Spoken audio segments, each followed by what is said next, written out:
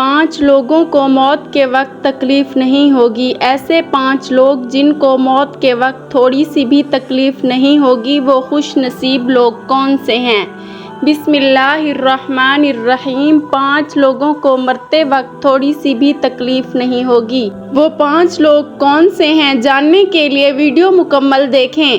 نزاع کے وقت مسلمانوں کو جو تکلیف ہوتی ہے، اس پر اللہ رب العزت کی جانب سے نیکیاں عطا کی جاتی ہیں، جیسا کہ سنن ابن ماجہ میں بروایت حضرت عائشہ رضی اللہ تعالیٰ عنہا سے مروی ہے کہ رسول اللہ صلی اللہ علیہ وآلہ وسلم ان کے پاس تشریف لائے، اس حال میں کہ ان کے پاس ان کا کوئی قریبی رشتہ دار موت کی سختی میں مبتلا تھا۔ رسول اکرم صلی اللہ علیہ وآلہ وسلم نے مشاہدہ فرما کر حضرت عائشہ رضی اللہ تعالیٰ عنہا سے فرمایا، اپنے رشتہ دار پر غمگین نہ ہو، اسی لیے کہ یہ اس کی نیکیاں ہیں۔ نیز حضرت عائشہ رضی اللہ تعالیٰ عنہا سے ہی اس مضمون کی روایت ہے کہ جب سے رسول اللہ صلی اللہ علیہ وآلہ وسلم کی وفات کی تکلیف میں نے دیکھی، اب میں کسی مسلمان میت کی حالت نزاع کی تکلیف کو اس کے حق میں برا نہیں سمجھتی۔ پس مذکورہ حدیث سے معلوم ہوتا ہے کہ نزاع کے وقت ہونے والی سختی مرنے والی کی بدعمالیوں کا ہرگز نتیجہ نہیں ہوتی۔ مسلمان کے حق میں اس پر اجر و ثواب اور گناہوں کی معافی کی ہی امید رکھنی چاہیے۔ ناظرین، 5 لوگوں کو مرتے وقت تکلیف نہیں ہوگی۔ حضرت سیدنا عثمان غنی رضی اللہ تعالیٰ عنہ نے فرمایا، دنیا میں 5 لوگ ایسے ہیں جن کو مرتے وقت تکلیف نہیں ہوگی، ان کی روح آسانی سے نکلے گی۔ حالات نزاع میں انسان کی آدھی روح اندر ہوتی ہے اور آدھی باہر ہوتی ہے، اور بندہ تکلیف میں ہوتا ہے۔ اس وقت انسان کو پیاس اتنی لگتی ہے کہ انسان یہ چاہتا ہے کہ سمندر کا پانی پی جاؤں، اور اگر بالفرض 7 سمندر کا پانی وہ پی بھی جائے، پھر بھی اس کی پیاس کبھی ختم نہیں ہوگی۔ روح نکلتے وقت انسان کو جو تکلیف ہو رہی ہوتی ہے، وہ ناقابل بیان ہے۔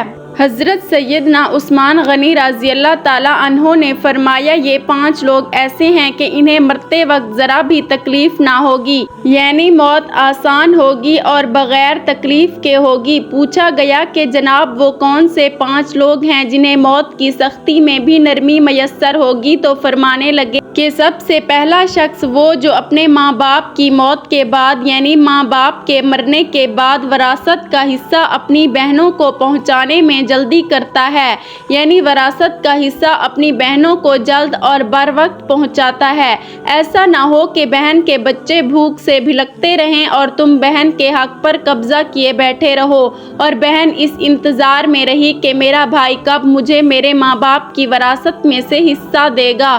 بہت بار یہ بھی دیکھنے میں آتا ہے کہ بہن کی شادی نہیں ہوئی، جبکہ والدین دنیا سے رخصت ہو گئے تو بھائی نے کہا کہ کوئی بات نہیں، جب بہن کی شادی کروں گا تو اس کا حصہ اسے جہیز کی صورت میں دے دوں گا۔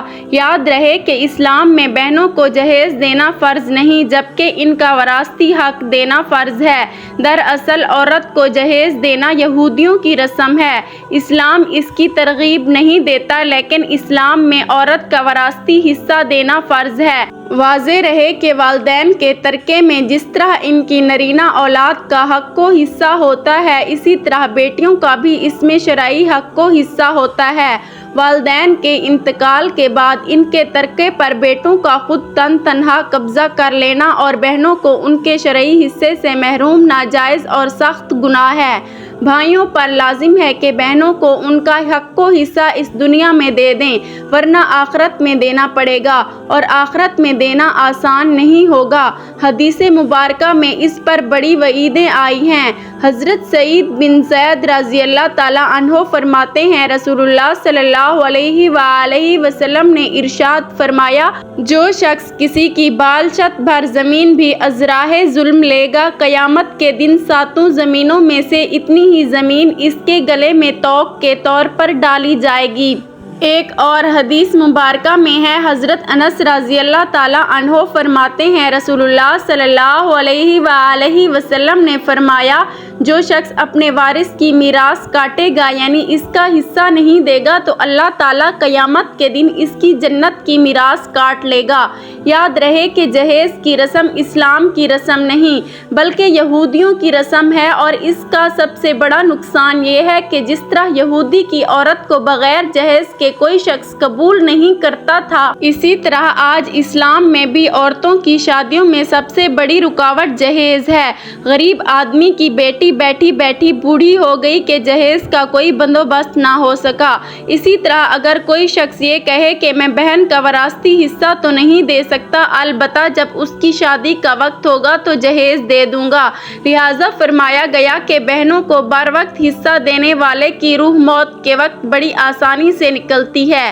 ایک عورت کا بھائی جب فوت ہوا تو اس عورت نے بہت اصرار کیا کہ مجھے بھی قبرستان میں لے چلو، میں بھی اپنے بھائی کی قبر پر جانا چاہتی ہوں۔ خیر اس کے اس اصرار کو قبول کیا گیا اور اسے قبرستان میں اس جگہ لے جایا گیا جہاں اس کے بھائی کی تدفین ہونے والی تھی۔ اس کے دیکھتے ہی دیکھتے میت کو قبر میں اتارا گیا اور اس کے بھائی کو مٹی کے سپرد کر دیا گیا۔ جب دعا کی باری آئی تو تمام عزیز و اقارب کے سامنے اس روتی ہوئی بہن نے آسمان کی جانب اپنے ہاتھ اٹھائے اور آسمان کی جانب دیکھا۔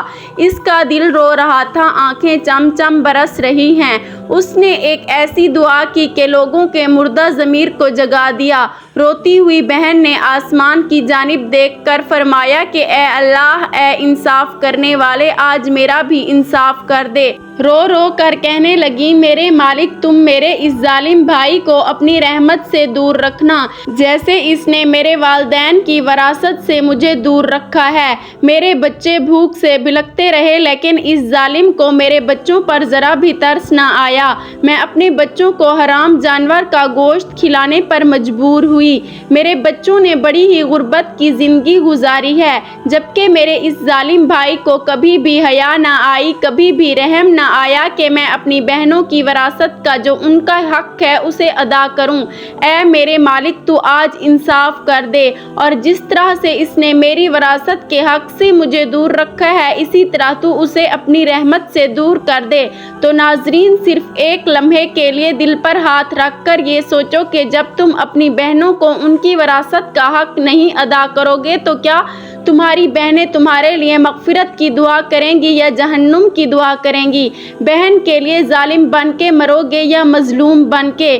ناظرین، بہن کا حق کھانا ایسا ہے جیسے خنزیر کا گوشت کھانا۔ دوسرا وہ شخص جس کی روح مرتے وقت بڑی ہی آسانی سے نکلے گی، فرمایا کثرت سے صدقہ کرنے والا شخص، یعنی ایسا شخص جو اللہ اور رسول اللہ صلی اللہ علیہ وآلہ وسلم کی رضا کے لیے اپنے مال و دولت میں سے یوں صدقہ کرتا ہے کہ جب وہ اپنے ایک ہاتھ سے کسی کو دیتا ہے تو دوسرے ہاتھ کو پتہ بھی نہ چلے۔ یعنی دوسرا انسان وہ ہے جو کثرت سے صدقہ کرے گا تو اس کی موت کے وقت اس کی روح آسانی سے نکلے گی اور جان کنی کا عمل اس کے لیے تکلیف دہ نہیں ہوگا۔ نمبر 3، ایسا انسان جو اپنی فیملی سے اچھا سلوک کرنے والا ہے، یعنی اپنے ماں باپ، بیوی، بچوں اور بہن بھائیوں سے نرم دلی کا رویہ رکھنے والا ہے، اپنے بیوی بچوں سے پیار کرنے والا ہے، حلال کا لقمہ کما کر اپنے بیوی بچوں کی کفالت کرنے والا ہے۔ بزرگان دین فرماتے ہیں کہ جب رزق تنگ ہونے لگے تو دسترخوان کو وسیع کر دو، یعنی اپنے بیوی بچوں پر خرچ کرنا بھی صدقہ ہے، انہیں کھلانا پلانا صدقہ ہے۔ لہٰذا ایسا شخص جو اپنی فیملی پر خرچ کرتا ہو اور ان سے حسن سلوک کرتا ہو تو جب وہ دنیا سے رخصت ہوگا تو اس کی روح نکلنے میں آسانی ہوگی اور اسے کوئی تکلیف نہ ہوگی۔ اسی طرح حضرت عثمان غنی رضی اللہ تعالیٰ عنہ نے جو شخص یہ سوچ کر نماز ادا کرتا ہے کہ جو نماز وہ ادا کر رہا ہے وہ میرے نبی کریم صلی اللہ علیہ وآلہ وسلم کی آنکھوں کی ٹھنڈک ہے، نماز دین کا ستون ہے، نماز مومن کی معراج ہے، اسلام و کفر میں تفریق ہے تو 5 وقت کا نمازی موت کے وقت کسی قسم کی سختی میں مبتلا نہ ہوگا۔ پھر فرمایا 5واں وہ شخص ہے جو قرآن کی تلاوت کرتا ہے، یعنی خود بھی قرآن پڑھتا ہو اور دوسروں کو بھی قرآن سکھاتا ہو۔ پھر فرمایا راتوں کی تنہائیوں میں اٹھ اٹھ کر قرآن پڑھا کرو اور قرآن پڑھتے وقت رویا کرو۔ فرمایا کہ اگر رونا نہ بھی آئے تو رونے کی کوشش کر لیا کرو۔ حضرت علی ہجویری گنج بخش رحمۃ اللہ علیہ سے کسی نے پوچھا کہ حضرت اگر رونے کی کوشش بھی کریں اور پھر بھی رونا نہ آئے تو پھر کیا کریں؟ تو فرمایا کہ پھر اپنے مقدر پر رویا کرو۔ کیا تم اتنے سنگ دل ہو گئے ہو کہ تمہاری آنکھیں آنسو نہیں بہاتی؟ حضرت عائشہ رضی اللہ تعالیٰ عنہ کہتی ہیں کہ جب سے انہوں نے اللہ کے رسول صلی اللہ علیہ وآلہ وسلم کو موت کے وقت درپیش سختی کا منظر دیکھا ہے، تب سے کسی کی آسان موت پر خوش نہیں ہوتی اور آسان موت نصیب ہونے کی تمنا بھی نہیں کرتی، کیونکہ وہ جان چکی تھی کہ نہ تو موت کی سختی مرنے والے کے برے انجام کی دلیل ہے اور نہ آسان موت کوئی عزت افزائی کی بات ہے۔ اگر سچ مچ ایسا ہوتا تو اللہ کے رسول صلی اللہ علیہ وآلہ وسلم کو آسان سے آسان تر موت نصیب ہوتی۔ یہی وجہ ہے کہ نہ وہ موت کی سختی کو ناپسند کرتی تھی اور نہ کسی کی آسان موت پر خوش ہوتی تھی۔ موت کی سختی کے بارے میں حضرت عائشہ رضی اللہ تعالیٰ عنہ سے روایت ہے، آپ رضی اللہ تعالیٰ عنہ فرماتی ہیں کہ میں نے رسول اللہ صلی اللہ علیہ وآلہ وسلم کو حالت نزاع میں دیکھا۔ آپ صلی اللہ علیہ وآلہ وسلم کے پاس پانی کا ایک پیالہ رکھا ہوا تھا، آپ اس میں ہاتھ داخل کرتے اور پھر اپنے چہرے پر پھیر لیتے تھے اور فرماتے کہ یا اللہ موت کی سختی میں مدد فرما۔ مختلف احادیث مبارکہ سے معلوم ہوتا ہے کہ مومن کی روح بہت آسانی سے نکلتی ہے اور روح کے نکلتے ہی اس کے لیے خوشخبریاں شروع ہو جاتی ہیں، جبکہ کافر کے بارے میں آتا ہے کہ اس کی روح انتہائی سختی کے ساتھ قبض کر لی جاتی ہے اور اسی وقت سے ہی اس کے برے احوال شروع ہو جاتے ہیں۔ البتہ متعدد احادیث مبارکہ میں یہ بھی مذکورہ ہے کہ اللہ تعالیٰ نے موت کے اندر ایک ایسی شدت اور سختی رکھی ہے کہ اس کا احساس دنیا سے جانے والے ہر شخص کو ہوتا ہے، خواہ وہ نیک مسلمان ہو یا بد ہو یا کافر ہو، لیکن مومن پر جو سختی آتی ہے وہ اس کے گناہوں کی معافی اور درجات کی بلندی کے لیے ہوتی ہے، جبکہ کافر پر تکلیف اس کے بدعمالیوں کی سزا کے طور پر آتی ہے۔ چنانچہ ایک حدیث میں آتا ہے کہ مومن گناہ کرتا ہے، اس وجہ سے اس پر موت کے وقت سختی کی جاتی ہے تاکہ اس کے گناہوں کا کفارہ ہو، اور کافر بھی نیکی کے کام کرتا ہے تو اس پر اس کی موت کے وقت کچھ آسانی کر دی جاتی ہے تاکہ ان اچھے کاموں کا بدلہ ہو۔ اس حدیث سے یہ بات معلوم ہوتی ہے کہ ہر شخص کی موت اس کے دنیا میں کیے گئے اچھے اور برے اعمال کے مطابق ہوتی ہے۔ تاہم حضرات علماء کرام اور محدثین رحم اللہ نے یہ لکھا ہے کہ مومن کی جو بھی تکلیف ہوتی ہے، خواہ وہ تکلیف اس کے گناہوں کی بخشش کے لیے ہو یا اس کے درجات کی بلندی کے لیے ہو، وہ حالت نزاع عین روح نکلنے کے وقت سے پہلے ہوتی ہے، اور جب اس کی روح نکل رہی ہوتی ہے تو اس وقت اللہ تعالیٰ اس کی تمام تکالیف کو دور فرما کر سہولت اور آسانی سے روح قبض کر لیتے ہیں اور آنے والے مراحل بھی آسان فرما دیتے ہیں۔ اللہ پاک سے دعا ہے کہ ہم سب مسلمانوں کی موت کے وقت کی سختیوں کو دور فرما کر ہمارا خاتمہ ایمان پر نصیب فرمائے، آمین۔ ناظرین، کمنٹ باکس میں اللہ تعالیٰ کے 99 ناموں میں سے ایک نام ضرور ٹائپ کریں۔